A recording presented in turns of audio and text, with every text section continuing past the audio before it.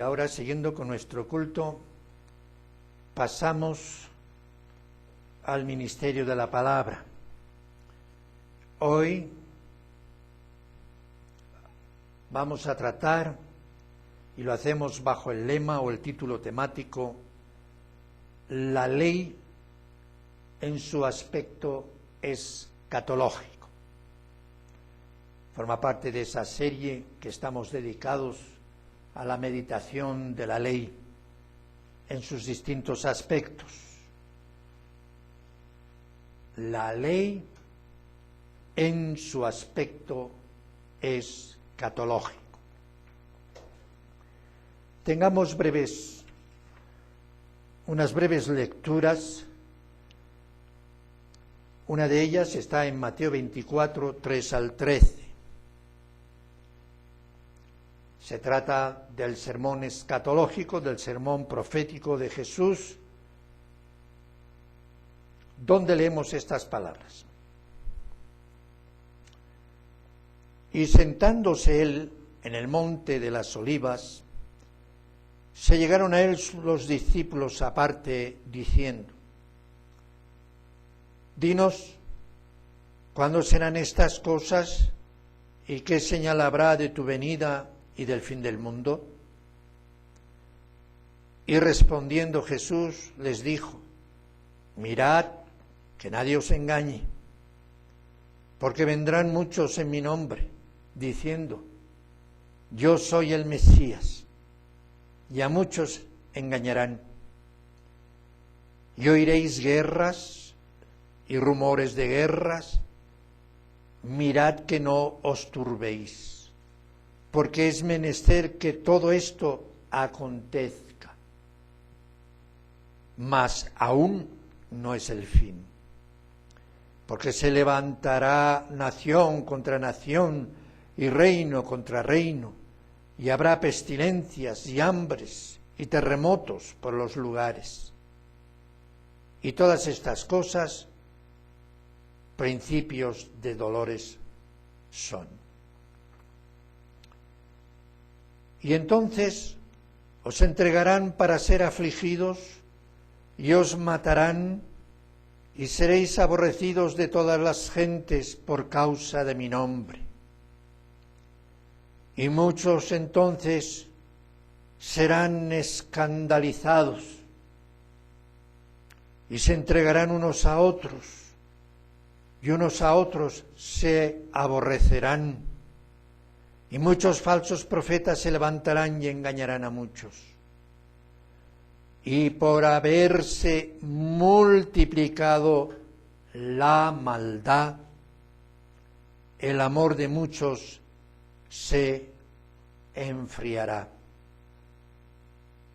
Mas el que perseverare hasta el fin, éste será salvo. A esta lectura le sigue Segunda de Tesalonicenses,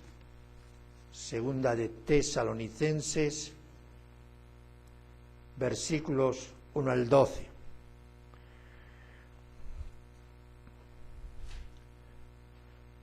Empero os rogamos, hermanos, cuanto a la venida de nuestro Señor Jesucristo y nuestro recogimiento a Él, que no os mováis fácilmente de vuestro sentimiento, ni os conturbéis, ni por espíritu, ni por palabra, ni por carta, como nuestra, como que el día del Señor está cerca.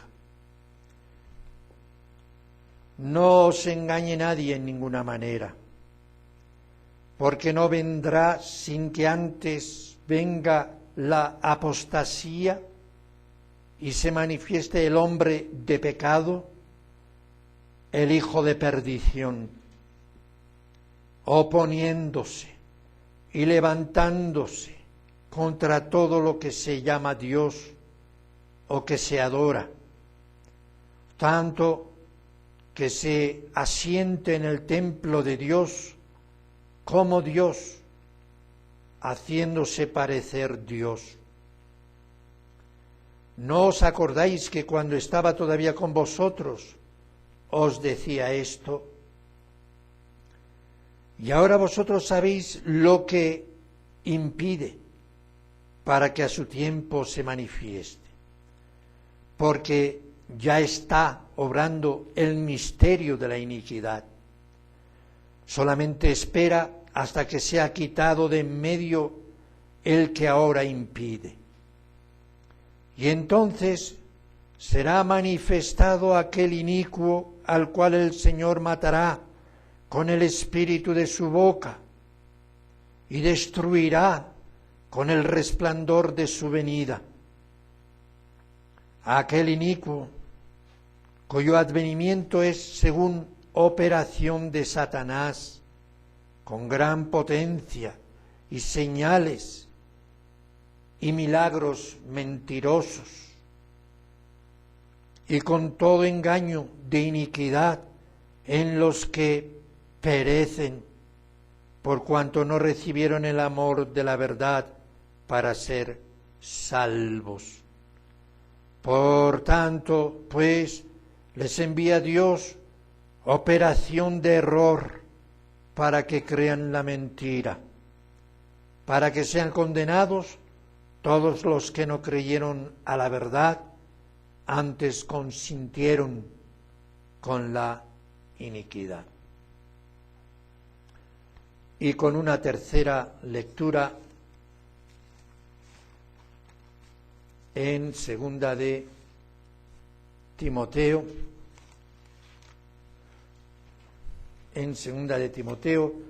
versículos 3, 1 al 8, donde yo voy a seguir una lectura de una traducción directa, pero pueden seguirla. Empero, quiero que sepas esto, que en los últimos días vendrán períodos muy peligrosos, ya que habrá hombres muy egoístas, avarientos, fanfarrones, soberbios, difamadores, desobedientes a sus progenitores, a sus padres, desagradecidos, impíos, irreverentes, desnaturalizados, implacables, calumniadores, intemperantes, salvajes, aborrecedores del bien, traidores, impetuosos, infatuados, amantes de placeres por encima del amor a Dios, teniendo una apariencia piadosa, mas rechazando su poderosa virtud. De estos, apártate, porque ciertamente de entre estos que son de esta ralea, son los que se introducen en las casas, arrastrando cautivas a mujerzuelas cargadas de pecados, impulsadas de diversas pasiones incontrolables. Siempre están aprendiendo y nunca alcanzan al pleno conocimiento de la verdad. Y del mismo modo que Jannes y Jambres se opusieron a Moisés, igualmente también estos se opondrán a la verdad. Hombres de mente corrupta, reprobados acerca de la fe. Hasta aquí estas lecturas de la palabra de Dios, que son el trasfondo, la inspiración, la doctrina, la guía de la meditación de esta mañana. Estamos siguiendo y seguimos hoy con meditaciones acerca de la ley de Dios, desde los distintos aspectos o ángulos a que alcanzamos a discernir en el testimonio de los escritos proféticos y apostólicos, registrados en lo que conocemos como la palabra de Dios escrita, la Biblia. Distintos aspectos, distintas funciones, distintas etapas o dispensaciones, antigua y nueva, en el sentido que se nos da en la epístola a los Hebreos. Cuando hablamos nosotros de dispensación, no lo hacemos desde la mentalidad ni el esquema del conocido sistema dispensacionalista.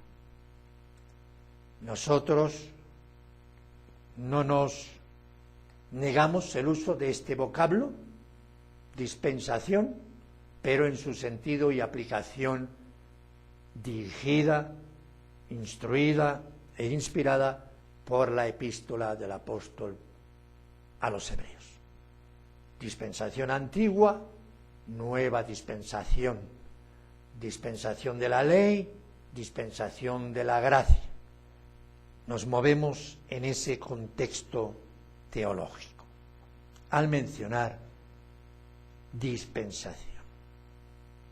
Así pues, estamos meditando acerca de la ley y hemos alcanzado a discernir distintos aspectos, distintas funciones, distintas etapas, porque estamos respondiendo a una serie de preguntas especial.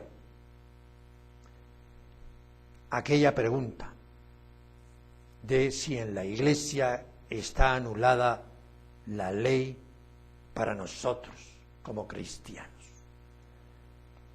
Ya son con esta exposición de hoy 3 las que estamos realizando y han quedado bastante y verdaderamente y totalmente establecidas verdades fundamentadas por las Escrituras.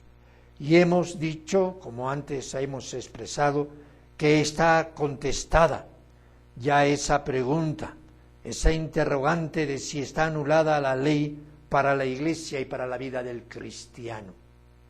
Quedó claro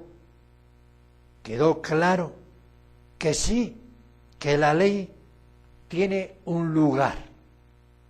Lo estuvimos argumentando, vimos varios textos, varios pensamientos, varias verdades dadas por la pluma apostólica. Pero sobre todo quedó en pie un concepto también muy claro, que la ley es santa, que la ley es justa, que la ley es buena, que la ley es espiritual, y en el decir del apóstol, que la ley es buena si se usa de ella legítimamente. Y nosotros vimos que con solo este argumento de Pablo había suficientes elementos para llegar a la conclusión que la actitud, que la posición, que la enseñanza antinomiana quedaba descartada. Quedaba como en rebeldía y en error frente a la doctrina apostólica.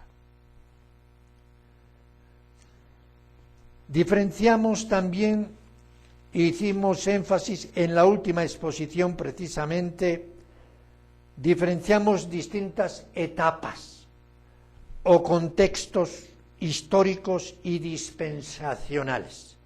Cuando pensábamos en ley, cuando mencionábamos el término ley, nomos, cuando nos referíamos a la ley, nosotros pudimos ver en la luz de las Escrituras que éstas nos muestran que para un entendimiento correcto debemos discernir las distintas etapas históricas de la humanidad y del pueblo de Dios y del obrar de Dios, y que teníamos que discernir además el hecho de este elemento hermenéutico imprescindible para un correcto entendimiento de las Escrituras, el hilo de la revelación progresiva.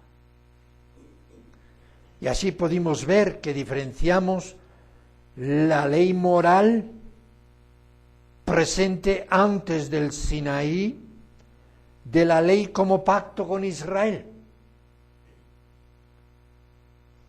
en la cual está incluida la ley moral, junto con la inclusión de leyes rituales, de culto, leyes cívicas, leyes de sanidad, etc. Hicimos esta diferencia. La ley antes del Sinaí, como ley moral, la ley incluida dentro del pacto en el Sinaí para con Israel, y por último vimos también la ley en la gracia, como medio, como instrumento para llevarnos a Cristo. La ley como instrumentos para llevarnos a santificación, dejando claramente que aquellos que estamos en la fe de Jesucristo no buscamos ni estamos bajo la justificación por la ley. No estamos bajo la ley como medio de justificación, sino que estamos bajo la gracia, justificados en el nuevo pacto por la sangre del Mesías Jesús.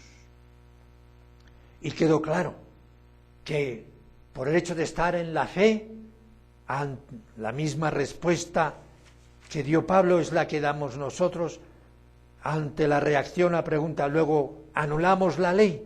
¿No estamos ya bajo la ley? No, no anulamos la ley, la establecemos. Con la fe no anulamos ni desautorizamos la ley, sino que la establecemos. Pero nosotros estamos entendiendo claramente que Pablo no nos está enseñando la ley como pacto con Israel, con toda esa inclusión de leyes y ritos. Estamos entendiendo la ley moral, la exigencia de Dios a una vida santa y ordenada según sus mandamientos. Lo que hoy me propongo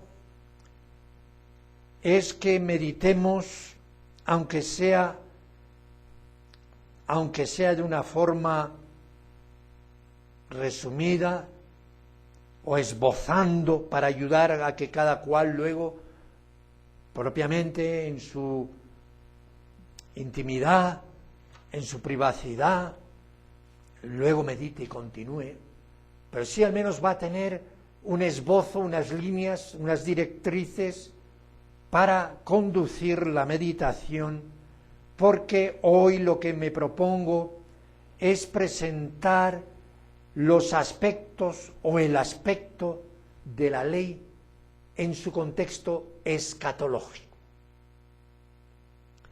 Las lecturas que hemos hecho son de contexto escatológico, son de mensaje escatológico. Y es un aspecto que me ha llamado mucho la atención cuando he estado estudiando, repasando y profundizando más acerca de las distintas funciones y ministerios de la ley o usos de la ley, el comprobar cuántas veces encontramos en las Escrituras que la ley está envuelta, la exigencia de la ley y la reclamación divina acerca de la obediencia hacia la ley por parte del hombre, cómo está en un contexto de juicios, cómo está en un contexto escatológico. Y esto nos va a ayudar mucho, porque además nos va a ayudar a valorar, a discernir, nos va a ayudar a tener un criterio claro del momento que vivimos, en la sociedad que vivimos, el momento que vive ahora la humanidad, el momento que vive la Iglesia, en toda su extensión podemos decir, y en todas sus expresiones confesionales y denominacionalistas. Necesitamos valorar y profundizar el lugar que está ocupando la ley desde el aspecto escatológico.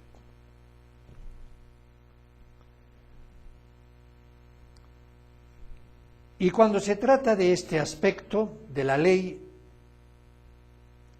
y su relación con la escatología, o este aspecto escatológico en la ley, debemos dejar claro que se está usando el término ley en un sentido superior. Empecemos por esto. No lo estamos usando ya en un sentido restringido y menos todavía atándolo a su sentido histórico dispensacional. Ni siquiera lo estamos atando este vocablo, este concepto de ley, a los 10 mandamientos exclusivamente. Desde el aspecto escatológico, cuando mencionamos ley y hablamos de la ley, no lo estamos haciendo en esos sentidos que hemos hablado anteriormente. Estamos aplicando el término en el sentido superior y definitivo, en el sentido en que traspasa la función dispensacional en o con el pacto de Israel. Lo traspasa. Es más, es un sentido superior. No es en un sentido que quedó atado a una era, a una etapa. Además, no solo en el sentido dispensacional que se localiza y se circunscribe con Israel y el pueblo de Israel, sino que además lo estoy diciendo en el sentido de que la ley, aplicada en su aspecto escatológico, alcanza a todas las naciones de la tierra. En ese aspecto, ley está significando, y tomemos nota de esto, ley está significando la voluntad de Dios revelada en la naturaleza. Para aquellos pueblos, etnias o naciones que todavía no han llegado a la cultura, pero está revelada la voluntad de Dios en la naturaleza, impresa en la conciencia. Ley en ese sentido escatológico y en ese sentido definitivo y superior está significando también la ley en la naturaleza, en la conciencia, la ley de Dios presente en la cultura y la civilización humana, en el desarrollo de su historia. Solo voy a recordarles, cualquier mandamiento de la ley moral está presente en el derecho, en la jurisprudencia, en el sentido de justicia, de la inmensa mayoría, por no decir todas las culturas humanas. ¿Qué cultura va a admitir el robo? Toda cultura, toda ley, toda jurisprudencia persigue y perseguirá el robo. ¿Qué ley admite el adulterio?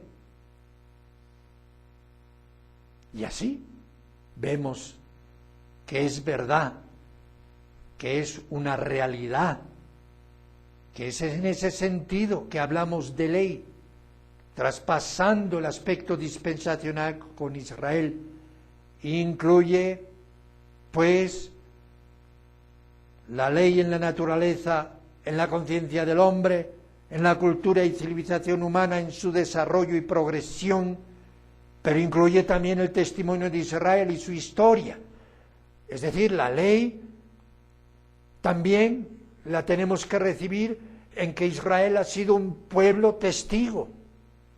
Es un pueblo escogido por Dios, que recibió la revelación de Dios, que recibió la ley expresada en pacto, que en ese sentido como pacto no nos incluye a nosotros, ha pasado ya su etapa dispensacional, pero como testimonio, como ejemplo. Las verdades reveladas que encontramos en la historia de Israel y en su trato con la verdad de Dios forman parte en esa enseñanza de lo que es la ley de Dios para todas las naciones. Y por supuesto, estamos entendiendo por ley, desde el aspecto escatológico y definitivo, la voluntad de Dios revelada en las Escrituras. Ahora pues, cuando hablamos de ley, tenemos que verlo desde el aspecto de que Dios ya ha revelado plenamente su voluntad. No está circunscrito a 10 mandamientos en unas tablas o en un solo libro del Antiguo Pacto. Para nosotros ahora la ley se manifiesta como la voluntad de Dios reveladas en las Escrituras. Es decir, ley sinónimo de voluntad de Dios a la que estamos llamados a obedecer. Debemos obedecer a la palabra de Dios. Debemos obedecer el ordenamiento divino. Y no lo estoy diciendo en el sentido legalista, porque estoy incluyendo el Evangelio. Se está hablando, pues, como ley, la voluntad revelada plenamente en las Escrituras. Debemos poner una atención a un hecho que pasa mucho y que lo hemos oído en nuestro hablar diario, que constantemente tenemos que responder a esto y muchas veces quedamos como asombrados, callados, como casi impotentes, no porque no tengamos respuesta, sino por ver la dureza del corazón de esta sociedad humana de estos tiempos. La incredulidad, el rechazo, el desprecio o la ignorancia de ella, de la ley, de la voluntad de Dios, no exime al hombre de su obediencia. Yo no soy creyente. ¿Cuántas veces he oído, sobre todo en el campo socialista, cuando les he querido hablar del testimonio de Cristo o de lo que pide la palabra de Dios? Yo no soy creyente. Y parece que con eso han encontrado como una varita mágica que ya ha hecho el gran exorcismo, ¿verdad?, contra el cristianismo y el exorcismo contra la Iglesia. Yo no soy creyente, por lo tanto esto a mí no me afecta. Como si eso se pudiera aplicar también con las mismas leyes sociales y cívicas que ellos han establecido en la sociedad. Le podríamos decir a la gente de la autoridad: yo no creo en la autoridad, a mí esas leyes no me sirven. Pues así está, en ese terreno está el ser humano. Pero le sale al frente la palabra de Dios. Hay juicio por rechazar la autoridad de la palabra. Hay juicio por rechazar el Evangelio. Hay juicio por despreciar la ley de Dios. La incredulidad no exime la obediencia, al contrario, agrava. La incredulidad agrava el juicio de condenación, el rechazo, el desprecio a la ley de Dios y a Dios no exime al hombre. Dios no excusa, la palabra de Dios no excusa la transgresión humana y no puede eludir el juicio y la condenación que esta ley establece para con el transgresor. Y una prueba de ello, para no profundizar en detalles, es que tenemos esos juicios en la historia. La primera civilización fue juzgada con condenación, y el no creer, el no recibir el testimonio de la ley en sus conciencias, el testimonio de la ley por la línea de los hijos de Dios, el testimonio de la ley por fieles como Noé, no les eximió ni les libró del juicio que sobrevino a esa civilización. La primera civilización fue juzgada con condenación a la destrucción. Y si seguimos repasando la historia desde el aspecto histórico de la Biblia, veremos cómo los poderes, los reyes y poderosos, las naciones cananitas, también cayeron bajo el juicio de Dios por sus vidas infrahumanas, corrompidas, sangrientas, idolátricas e impías. Las páginas históricas que leemos en el Antiguo Testamento nos dan esa prueba. Cayeron bajo el juicio de Dios por ser civilizaciones cuyo nivel de transgresión a la ley moral de Dios les llevó a juicio irreversible. En este caso, en vez de enviar diluvios o fuego como pasó con Sodoma y Gomorra, en este caso usó al propio pueblo de Israel.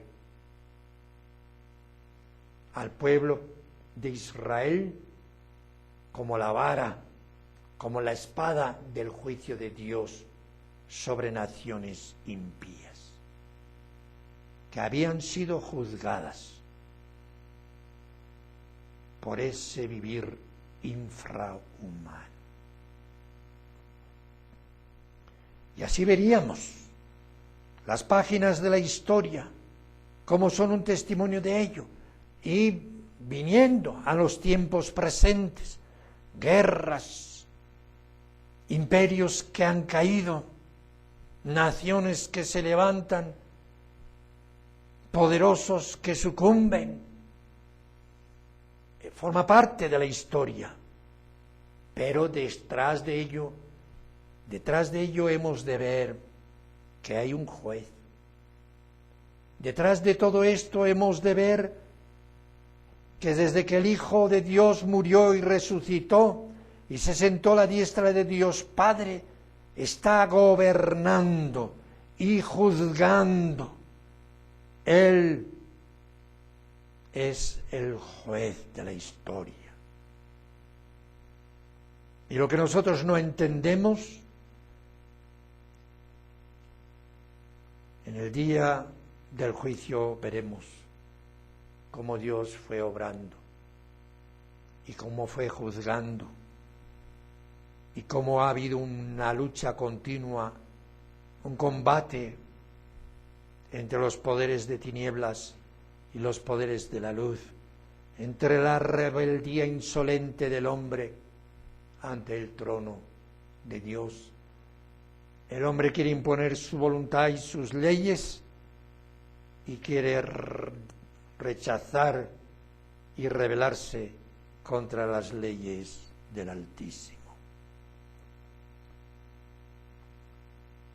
Muchos esperan al milenio, un milenio terrenal, como si Cristo no estuviera gobernando, como si Cristo no fuera rey, como si Cristo no estuviera sentado a la diestra de Dios Padre, como si Cristo no juzgara hoy a los pueblos, a las naciones y a las civilizaciones en su rebeldía. Pues está bien claro que Él reina sobre los soberanos de la tierra y cada cual tiene que dar cuentas de su transgresión a su trono.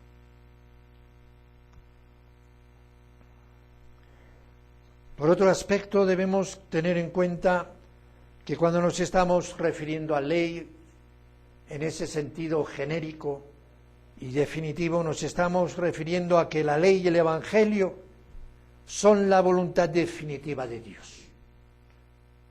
No me estoy refiriendo a la ley aislada del Evangelio, en la etapa de la gracia, en nuestros tiempos que vivimos. Por ley de Dios o voluntad de Dios, me estoy refiriendo a la ley y al Evangelio. La ley y el Evangelio son actualmente la voluntad definitiva de Dios. No es el socialismo, no es el comunismo, no es el romanismo. Es la ley y el Evangelio, la palabra de Dios. Y es así que la doctrina llamada apostólica es la revelación plena y definitiva de Dios. Esa es su voluntad. Y gobernar hay que hacerlo en armonía a la voluntad de esos principios. Y un poder, una ideología, un rey, una autoridad recibirá el título de pía o impía según su actuar, según sus leyes, según su filosofía, según sus principios, si están en armonía o no a la ley y al Evangelio, o a la doctrina del nuevo pacto.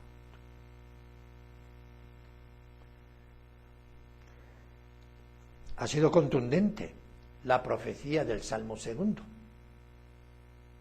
¿Por qué se amotinan las gentes? ¿Por qué los pueblos piensan vanidad? ¿Y qué más? Pues que se juntarán en rebeldía contra el Dios Altísimo. ¿Y qué más nos enseña ese salmo de forma profética? Pues que en su rebeldía los poderosos y los pueblos y las naciones quieren romper sus ataduras, sus cuerdas, sus frenos. Quieren romper su sujeción al trono del Altísimo. Esa es la actitud. Y ahí es donde se va a medir, donde se mide, donde se valora un poder impío o un poder pío. Ese va a ser el distintivo. La ley y el Evangelio son la voluntad definitiva de Dios, y todo poder, todo gobierno, toda autoridad política, militar, sociopolítica, religiosa, es puesta en la balanza de la voluntad de Dios.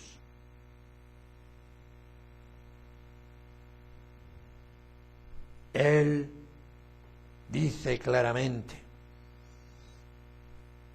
reyes, entended; gobernadores, jueces de la tierra, admitid corrección. No nos va a eximir la incredulidad, ni nos va a liberar a los humanos el rechazo o la ignorancia.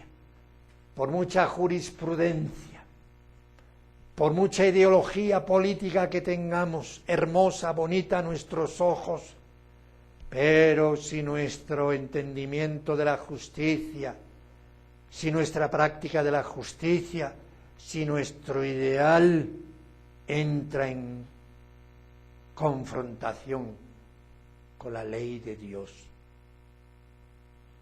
Allí tendremos que el Rey de Reyes y Señor de Señores va a intervenir.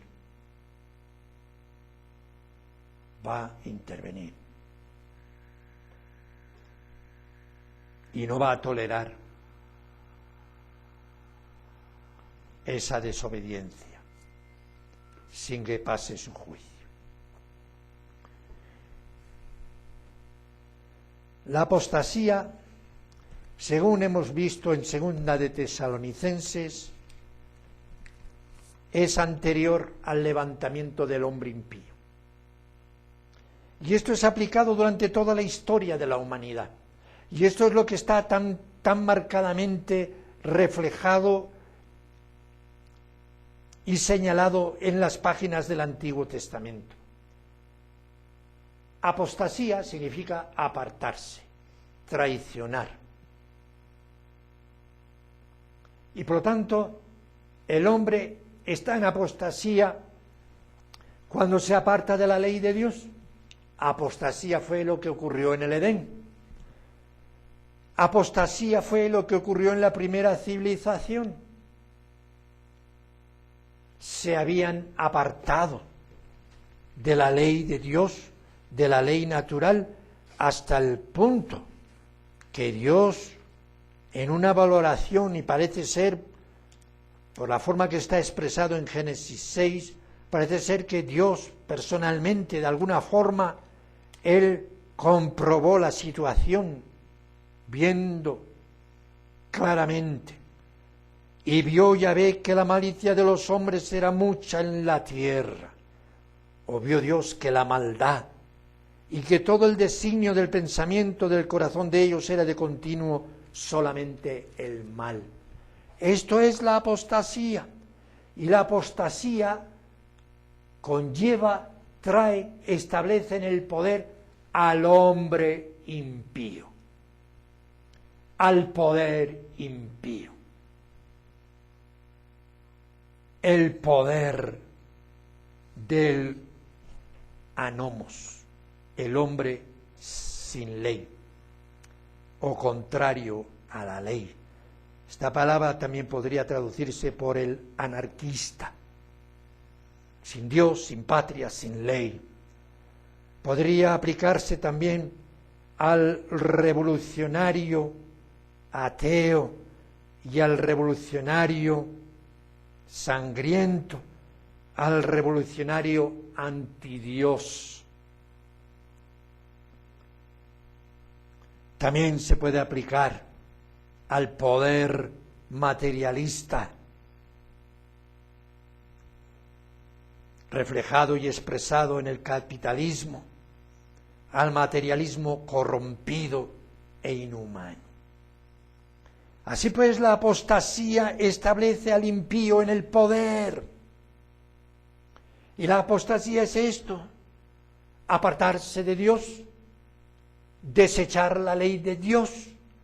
La apostasía es ir contra Dios, dar la espalda a Dios y por lo tanto a sus leyes, y va a querer establecer leyes, sus propias leyes. La apostasía establece al impío.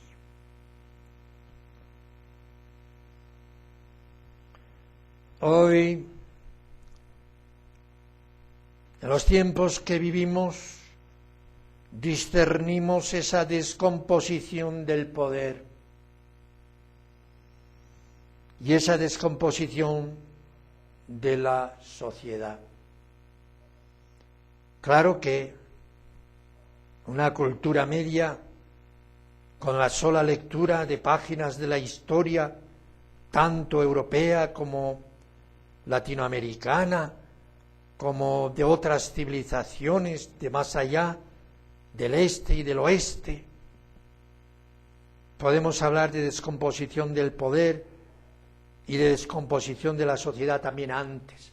Y nos viene a la memoria esos poderosos del pasado, y en especial el poder romano, de la Roma pagana, como ese poder antidios ese poder también en descomposición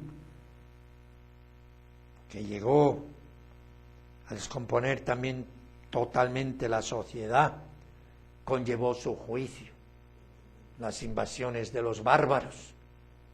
Y así, no es algo exclusivo de esta época en que nosotros vivimos, pero la realidad presente no la podemos negar, que hemos visto un aumento en la descomposición del poder por medio de leyes totalmente anti Dios, por medio de leyes cívicas, sociales, políticas y religiosas, en manifiesta oposición a la ley y voluntad de Dios expresada en la ley y en el Evangelio. Se está en descomposición social, descomposición de la familia, los conceptos de ética, los conceptos de relación entre padre e hijos, el concepto de sanidad, el concepto de vida decente, el concepto de dominio de nuestras relaciones sexuales. Todo se está desbaratando en un camino de apostasía, de negación de las leyes naturales y de las leyes expresadas en la totalidad de la revelación de Dios. Hemos visto que el Señor en su sermón escatológico nos ha dado señales de la proximidad de su venida. Y hoy hay una obsesión por querer presentar como señales el recogimiento de Israel, el pretendido Israel temporal. Sin embargo, hay otras señales en las que se está haciendo énfasis, en las que el Señor ha llevado a que nosotros focalicemos nuestra mirada. Y una de ellas es esta. Aparte del crecimiento de mucha falsa profecía, o sea, falsa religión, de mucho engaño, aparte de levantarse falsos ungidos, falsos mesías, durante toda la historia está pasando esto, pero se habla de unas señales, que estas sí que están muy cercas al fin. Y una de ellas es que se habrá multiplicado la maldad. Que el mal, y aquí la palabra ya lo dije en una expresión anterior, es anomos, muchos han traducido maldad, iniquidad, pero en su sentido griego, anomos tiene que ver con la ley, anomos, sin ley, que habrá crecido en la humanidad, en la sociedad, un desprecio hacia la ley de Dios. Y aquí estoy usando ley en el sentido que hablábamos, en su sentido definitivo, que abarca la completa voluntad de Dios revelada en las Escrituras, lo cual implica la ley moral. Habrá crecido, pero también el texto griego nos da a entender que este crecimiento que aquí habla es en plenitud, es decir, como un fruto que ha desarrollado toda su etapa de crecimiento y por su madurez cae. Plenamente desarrollada la iniquidad, la maldad, la anomía, la apostasía, la rebeldía a la ley y el orden de Dios. Y aquí se presenta como señal evidente de lo próximo del juicio de Dios. Y por haberse multiplicado la anomía, la impiedad, el desafuero, la rebeldía a la ley y al orden, el amor de muchos se resfriará. Y en esa situación solo los que perseveren hasta el fin serán salvos. Y será predicado este evangelio del reino en todo el mundo, para testimonio a todos los gentiles. Entonces vendrá el fin. Así pues, tomemos como señales proféticas, escatológicas, evidentes, que preanuncian los juicios de Dios. Cuando se entra en ese área, en esa actuación y en esa situación. Y si ustedes repasan todos los actos llevados por Dios como juicio anterior en las líneas y en las páginas de la historia de Israel y las civilizaciones, verán que es también siempre estos son las situaciones previas a los juicios de Dios, señales evidentes. ¿Cómo es tu andar? ¿Estás en la obediencia de la ley? En ese sentido que yo le estoy dando. Ley y evangelio, orden de Dios, la voluntad de Dios. ¿Estás en oposición a la voluntad de Dios? ¿Quieres establecer tu propio sistema? ¿Cómo están los poderes religiosos, políticos y sociales? ¿Están queriendo seguir la obediencia al Mesías, al Cordero, expresada en la ley y el Evangelio, expresada en la doctrina de los apóstoles, expresada en las Escrituras? Son señales evidentes que preanuncian los juicios de Dios, los caminos, las vidas, las actitudes y las actividades y las ideologías que están en la anomía, en la oposición a la ley de Dios. Segunda de Tesalonicenses, yo no voy a entrar ahora en un comentario de la personalidad exacta de quién va a ser este anticristo continuamente profetizado, continuamente utilizado hasta la morbosidad, que se está pendiente siempre de un futuro anticristo, de un futuro poder bestial en el mundo, un poder que precisamente para el mundo no será bestial, el mundo lo recibirá con aplausos y con... ¿Por qué? Porque cumple lo que decíamos. La apostasía levanta al impío y establece en el poder al impío.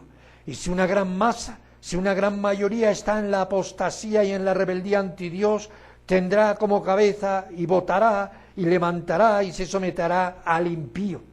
Y esto ocurre en todo terreno. El romanismo es un ejemplo.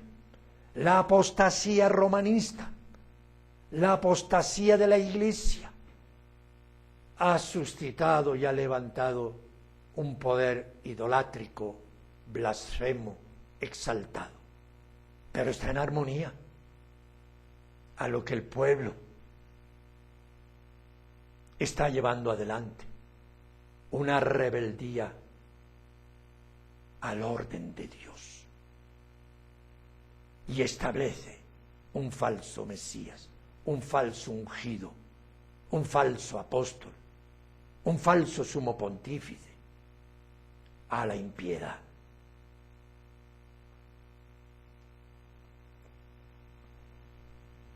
Segunda de Tesalonicenses nos describe cómo es el anticristo. Este hombre, anticristo en la forma de expresión del apóstol Juan, pero en Pablo está descrito como alguien. Yo le atribuyo aquí personalidad. Puede ser que sea un individuo en un momento dado de la historia. Tiene que serlo por un hecho, porque su presencia provoca la venida del Hijo de Dios, el cual lo matará, ¿verdad? Lo matará. Entonces, aquí vamos a entender que hay mucha verdad en el sentido de que muchos están viendo aquí a alguien, una persona concreta, pero que también está tipificando el obrar de los anticristos. Está tipificando, con él vemos el modelo, el tipo final de lo que son los anticristos, los poderosos, que están en oposición a Dios. Y aquí vemos qué señales, exaltación, se levanta contra todo lo que es objeto de adoración, se hace pasar por Dios en el templo de Dios, como si fuera él mismo Dios. Pero el Señor dice que cuando se manifieste aquel inicuo, sepan ustedes que al mirar en el texto griego aquí, y entonces será manifestado aquel inicuo, la palabra que aquí hay también es anomos. O sea que se hace énfasis que se manifestará aquel anarquista, el sin ley, o el que traspasa la ley, el que está en contra de la ley, el cual el Señor matará con el espíritu de su boca. Y vuelve a insistir en el versículo 9, aquel inicuo, aquel anomos, anomía, aquel contrario a la ley de Dios, exaltado, rebelde al orden de Dios. ¿Dónde están los poderes de estos tiempos? Asombrados desde unas generaciones, de unos lustros para aquí, ha habido en el panorama internacional, en el panorama mundial, una invasión de reacciones sociales, políticas, verdaderamente marcadas de este espíritu, de esta señal de anomía contra la ley de Dios. Y no ha respetado ningún tipo de sistema ni ninguna nación. Se ha empapado, ha traspasado fronteras. Las leyes en defensa de la justificación de la homosexualidad, leyes de aborto, persecución contra el culto cristiano, desprecio hacia las Escrituras, ridiculización del mensaje del Evangelio, presentándolo como una fábula. Hay una mente, hay un espíritu, el espíritu del sistema del anticristo, presente en nuestra etapa, en nuestra historia. La apostasía levanta anticristos en el poder. Y estamos viviendo esto en estos momentos. En Tesalonicenses vemos verdaderamente todas las señales de lo que es un poder antidios, anticristo, y nos está dando bien clara la imagen del poder anarquista, del poder revolucionario o del poder libertino, del poder rebelde a la autoridad de Dios, a la autoridad de su Mesías, a la autoridad de su voluntad revelada por las Escrituras. No nos engañemos, no es exclusivo de la derecha ni es exclusivo de la izquierda. El anomos, el hombre de la impiedad, está por encima de esas ideologías, las puede utilizar, pero él se establece exaltado y soberbio, oponiéndose y levantándose contra todo lo que se llame Dios.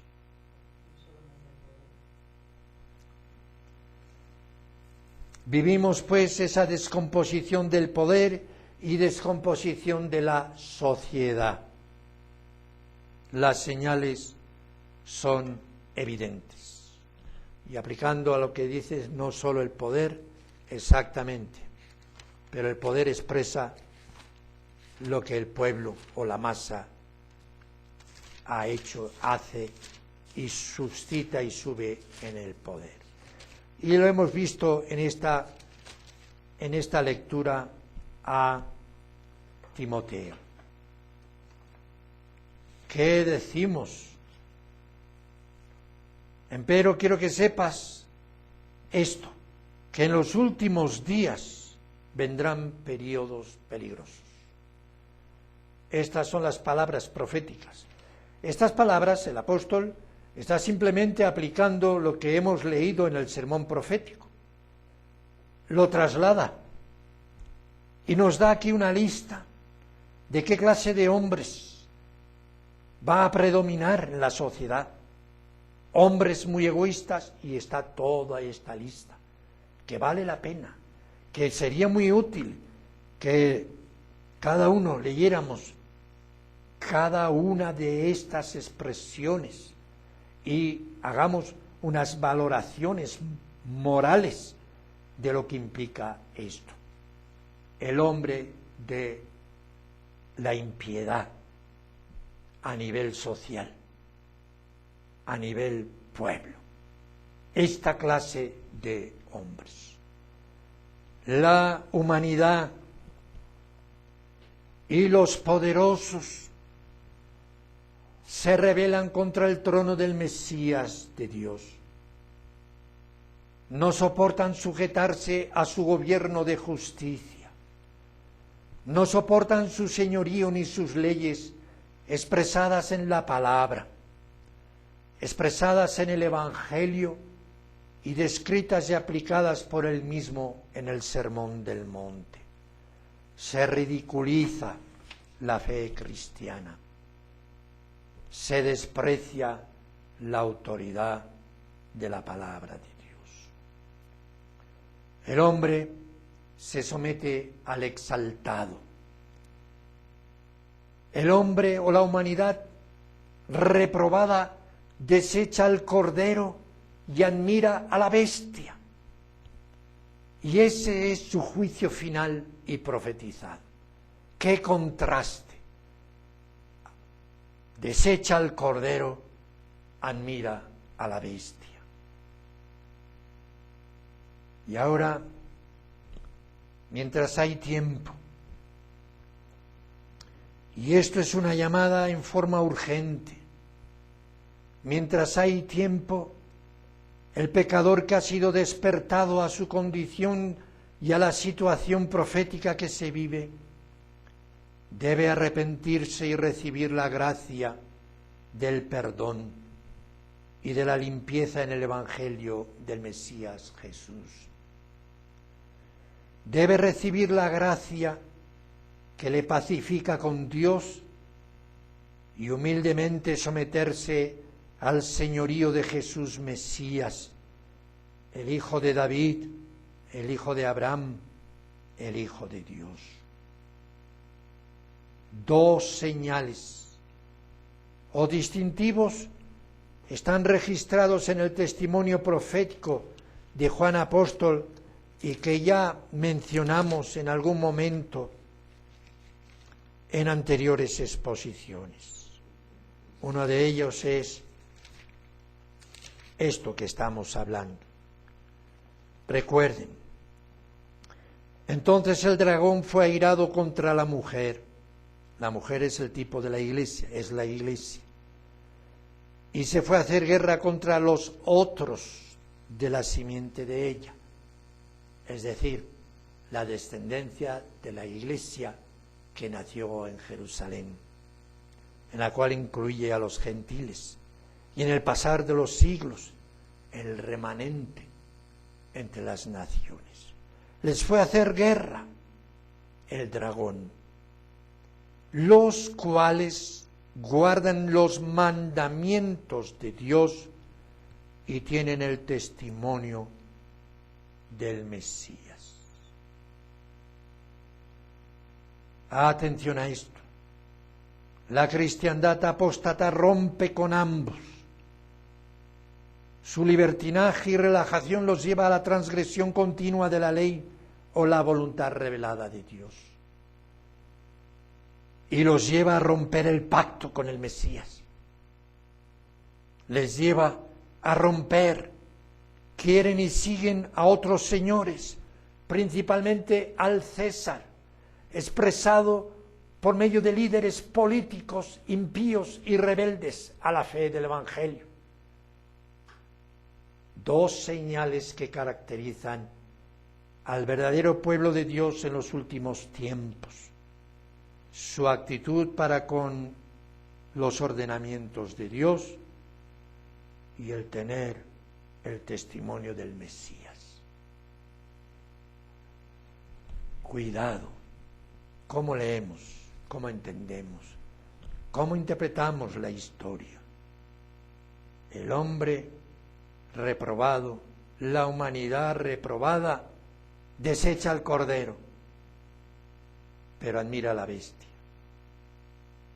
He aquí una llamada desde este ministerio. Mientras hay tiempo, arrepiéntanse y reciban la gracia del perdón en Cristo. Sométanse humildemente al señorío del Mesías. Laven las ropas en la sangre del Cordero y formarán parte de esas filas del remanente, perseguido por la bestia, pero asegurada su entrada en el reino de los cielos. Amén.